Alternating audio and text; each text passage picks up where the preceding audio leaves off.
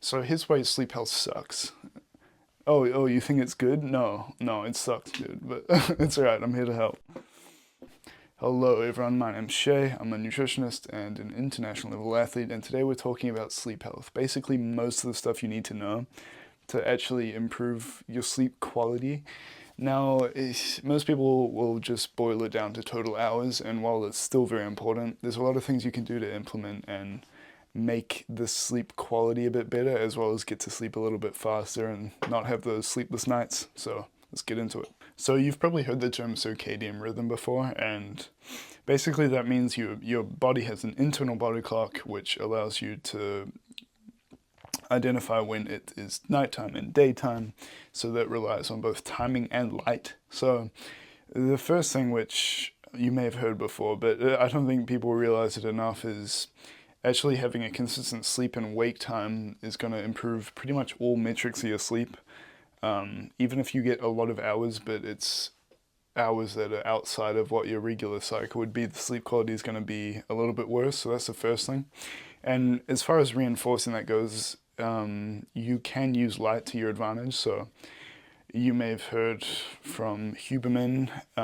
He came out with this a while ago, and it's gotten a lot of traction, is getting the morning sunlight. So ideally, 10-15 minutes in the sun, or if you can't, artificial light is the next best thing in the morning, early on, so that your body understands that that is the morning. Okay, don't just lie in bed, staring at the ceiling in the dark for too long, because that's going to mess you up with the light sensing.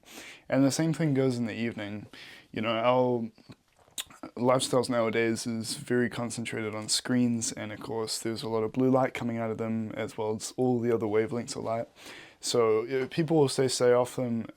I don't know if that's the most helpful advice, because people are still going to be on them regardless.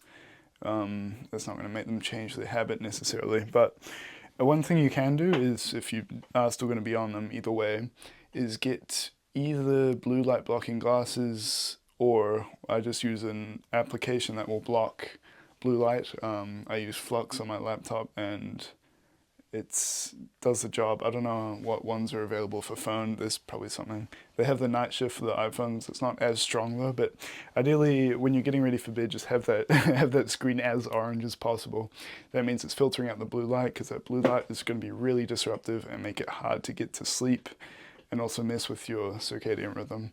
So those are the two first things, right? Sunlight, blue light, consistent time. That's three things.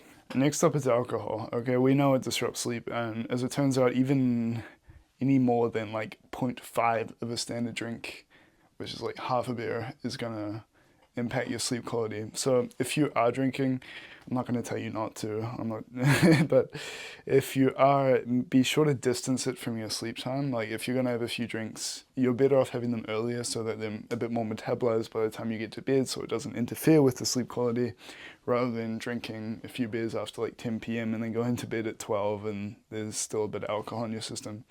It'll actually make it harder to fall asleep. Some people think, oh, if I get drunk, I'll fall asleep instantly. That's probably because you might be up till like 3 a.m. out in town, and then of course you crash. But otherwise, if you're going to the bed at the same time, it'll actually make it a little bit harder to fall asleep, and of course the sleep quality implications there as well. As well, depending on what you're drinking, if it's a high ABV particularly, you're going to be making sure that you rehydrate, okay?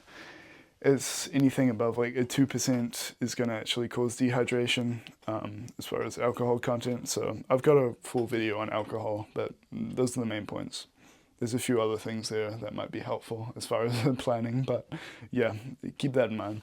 Caffeine as well. Now this is something I also have another video about, so be sure to check that out. But basically, of course, having it in the evening is going to make it harder to get to sleep, but as well, you want to be wary of the half-life, which for most people is going to be around 6 hours. It can deviate between 12 or even 2 hours, but if you're someone that's sensitive to caffeine, understand that if you have, let's say, a half-life of 8 hours, which it's just going to be an estimate. You never really know. It just depends how you feel and how hard it is for you to get to sleep. But anyway, let's say you have a caffeine half-life of 8 hours. That means if you have 100 milligrams at 12, it's going to be 50 at 8. So severity of harming your sleep is going to depend on the dosage and the time, how far before you had it at bed, how far before bedtime, sorry. So lower dose is ideal, or just in the morning, so yeah. Another point is the way your brain works, right? If you work at the desk and you sleep in the bed, you feel sleepy in the bed and you're ready to work at the desk, right? Maybe you work at like the office or in the university library. You get clocked into that work there. And the same thing works with sleep, okay? If you're doing all sorts of things in your bed other than sleeping, like if you're eating and working, it's gonna confuse your brain a little bit. It's like, you're lying in bed, what am I meant to do here, right? So ideally just keep the bed for sleeping. Next up, distancing your last meal from sleep can actually help you fall asleep a little bit quicker. The evidence is clear on that. It's a little less clear on how it impedes your sleep quality, but I find it I'm a little bit more tired in the morning if I've had a late meal, so that's me anecdotally, but we know for sure that it'll make it harder to fall asleep.